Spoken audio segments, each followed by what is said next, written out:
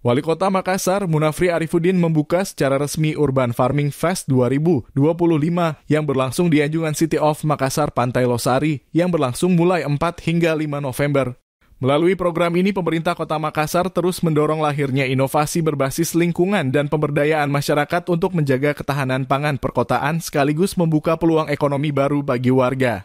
Wali Kota Makassar, Munafri Arifudin menegaskan pentingnya kolaborasi lintas sektor dalam mewujudkan ketahanan pangan perkotaan melalui program urban farming atau pertanian lahan sempit.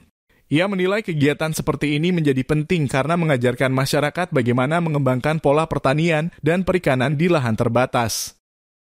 Di sini ada beberapa yang kita push untuk juga menggunakan teknologi pertanian.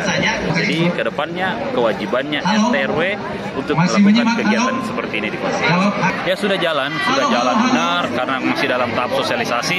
Tahun ini dalam tahapan eksekusi semuanya untuk bisa dimaksimalkan. Tadi saya bicara dengan kelompok yang Cokonuri, dia membuat urban farming, sekarang sudah masuk ke wilayah rumah-rumah masyarakat. Artinya sudah ada percontohan di 5 KK dan mereka sudah merasakan ada penurunan pengeluaran belanja hari-hari dengan menanam sendiri. Nah ini yang kita harapkan, menanam, beternak, ikan dan sebagainya. Tahun depan infonya mau dilombakan. Oh pasti. Selain itu, Wali Kota juga mendorong penggunaan teknologi pertanian modern untuk meningkatkan produktivitas. Ia meminta DP2 melibatkan lebih banyak generasi muda agar tertarik pada sektor pertanian dan perikanan perkotaan. Mulyadi Fajar melaporkan. Terima kasih telah menonton. Jangan lupa subscribe, like, comment, and share. Saksikan terus informasi terbaru dengan menekan tombol lonceng hanya di channel Fajar TV.